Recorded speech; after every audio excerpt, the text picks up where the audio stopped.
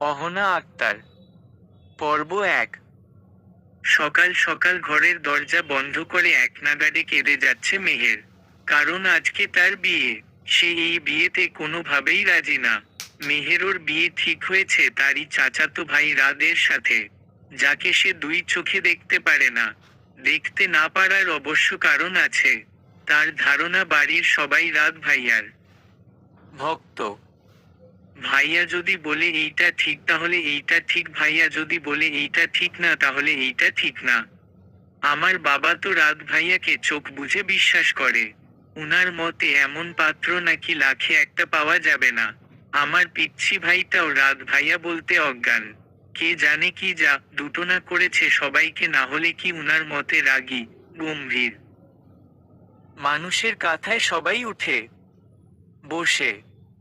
শুনেছি ভাইয়া নাকি নিজে আমাকে বিয়ে করার কথা বলেছে বরাব্বর কাছে। এইটা শোনার পর থেকে আমার গলা শুকিয়ে কাঠ। উনাকে যেমন আমি সহ্য করতে পারি না তার থেকেও বেশি ভয় পাই। উনার মতন গম্ভীর মানুষ দুনিয়ায় এত মেয়ে রেখে আমাকে কেন বিয়ে করতে চাইবে? করব না আমি এই লোককে বিয়ে। একদম করব না।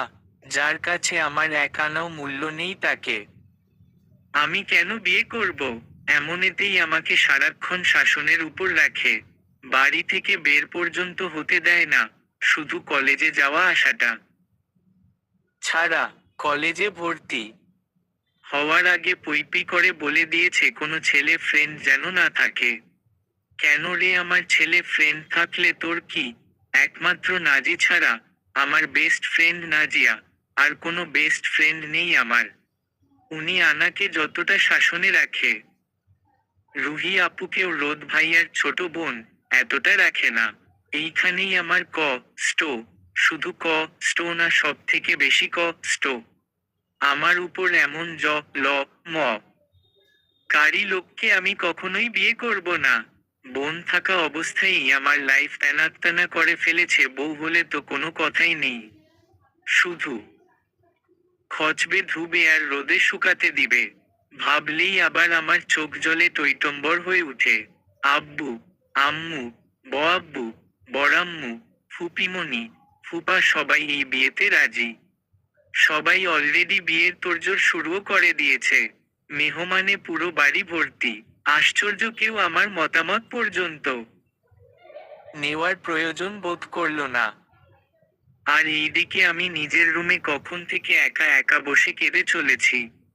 আমাকে কেউ পাত্তাই দিচ্ছে না। যে যার যার মতো বিজি। কেউ ভালোবাসে না আমায়, কেউ না। ঠকবো না আমি এই বাসায়, চলে যাব এই বাসা থেকে। সবাই রাত ভাইয়াকে নিয়ে থাকুক। কিন্তু কোথায় যাব? আমার তো কোথাও যাওয়ার জায়গা নেই। কত আশা ছিল নিজে থেকে একটা প্রেম করব, ভোডার গাড়ি করে শ্বশুর বাড়ি যাব, জামাইকে নাকে দড়ি দিয়ে ঘোরাবো। কিন্তু এই লোকের সাথে বিয়ে হলে নাকে দড়ি দেওয়া তো দূরে থাক, উল্টো আমাকে দড়ি দিয়ে বেঁধে লটকিয়ে রাখবে। হঠাৎ দরজায় কড়া নাড়ার শব্দ হলো। বআব্বু ডাকছে। বড়াব্বু হচ্ছে রাত ভাইয়ার আব্বু, আমার বড় চাচা। উনাকে আমি বআব্বু বলে ডাকি। আর চাচিকে বআম্মু। আমার আব্রা দুই ভাই, এক বোন। রাত ভাইয়ার আব্বা আনোয়ার সাহেব সবার বড়। পরে আমার বাবা দেলোয়ার সাহেব। সবার ছোট মনোয়ারা ফপি। আমাদের ফ্যামিলি খুবই উচ্চবিত্ত। এলাকায় বরাব্বর খুবই নাম ডাক। এলাকার সবাই রাত ভাইয়াকেও খুব মান্য করে। রাত ভাইয়া পড়ালেখা শেষ করে বরাব্বর সাথে ব্যবসা সামলাচ্ছে। এলাকার ছেলেপুলেরা কোনো সমস্যায় পড়লেই সবার আগে রাত ভাইয়ার কাছে ছুটে আসে।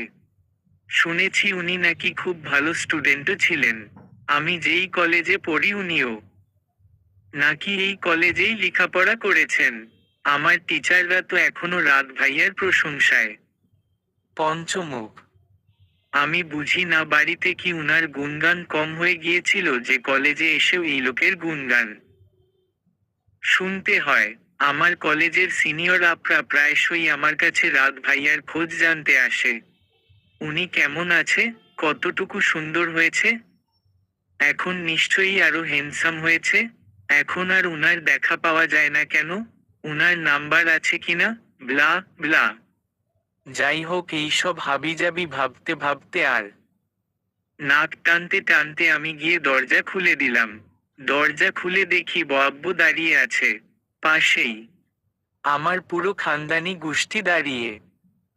বরাব্বুর জায়গায় অন্য কেউ হলে আমি কখনোই দরজা খুলতাম না, কিন্তু বরাব্বর কথা আমি না শুনে থাকতে পারি না। এই বাড়িতে তিনিই আছেন একমাত্র যে আমাকে রাত ভাইয়ার থেকেও বেশি ভালোবাসেন। আমিও খুব ভালোবাসি বরাব্বুকে, এই জন্যই দরজা খুলে দিলাম। কি হলো মামুনি, সকাল থেকে দরজা কেন বন্ধ করে রাখলে? শুনেছি সারাদিন ধরে নাকি খাওয়া দাওয়াও করনি। কি হয়েছে আমাকে বলো। এভাবে কাঁদলে চলে, চোখের পানি মুছে দিয়ে? না, আমি তোমার ওই রাগী ছেলেকে বিয়ে করব। বরাব্বু আমার কথায় হেসে দিলেন। তা কেন বিয়ে করবে না আমার ছেলেকে? আমার ছেলে কোন দিক দিয়ে খারাপ শুনি? আম্মু আমার কথা শুনে বলতে লাগলেন, ওর কথা শুনবেন না ভাইজান। ও কি বুঝে? আছে তো শুধু তা রামির মধ্যে। সবার লাইফে একদম মাথায় উঠে বসেছে।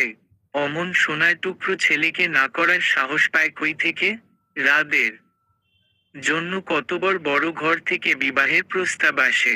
মেম্বারের মেয়ে সু ই সা ই ড পর্যন্ত করেছে রাদকে বিয়ে করার জন্য। আর এই মেয়ের সাহস দেখো। তো মেম্বারের মেয়েকেই বলো না বিয়ে করতে, আমাকে কেন বল? চুপ, একদম মুখে মুখে তর্ক করবি না। আনোয়ার সাহেব বলতে লাগলেন। আহ, আমি কথা বলছি তো। তোমরা ঘর থেকে যাও এখন। আমি কথা বলবো আমার মামনির সাথে। সবাই একে একে ঘর থেকে বের হয়ে গেল। আচ্ছা এইবার বলতো মামনি, রাতকে কেন বিয়ে করবে না? ওকে তোমার পছন্দ নয় কেন? রাত কি তোমায় কিছু বলেছে? বরাব্বু রাত ভাইয়া সব সময় আমাকে ধমক দেয়। আমি কোনো অন্যায় না করলেও আমাকে ধমকায়। শুধু শুধু বকে শাসন করে। এমন মানুষকে কি বিয়ে করা যায় তুমি বলো? আনোয়ার সাহেব মুচকি হাসি দিয়ে বললেন, ও এই কারণে তুমি আমার ছেলেকে বিয়ে করবে না? না, আরো কারণ আছে, কিন্তু এখন মাথায় আসছে না।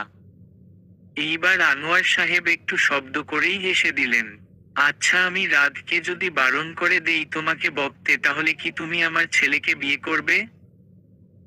শুনবে না তো তোমার কথা, গাল ফুলিয়ে। বরাব্বু এইবার আমার মাথায় হাত রেখে বলতে লাগলেন, কে বলেছে শুনবে না? তুমি ভাবতেও পারবে না আমার ছেলে তোমাকে কতটা ভালোবাসে। ঠিক কতটা ডেসপারেট তোমার জন্য।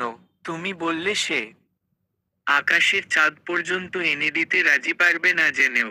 শুধু একবার এই বিয়েতে রাজি হয়ে যাও মামনি। রাদের ভালোবাসার গভীরতা কতটা তা তুমি নিজেই উপলব্ধি করতে পারবে। আমি বড় বড় চোখ করে বরাব্বুর দিকে তাকিয়ে আছি। রাত ভাইয়া আমাকে ভালোবাসে, আমাকে। এটা বিশ্বাস করতেও খুব কষ্ট হচ্ছে আমার। এমন অবাক মনে হয় আমি আমার এই 17 বছরের জীবনে কখনো হইনি। অবাক হয়ে শুনে যাচ্ছি শুধু বড় আব্বুর কথাগুলো।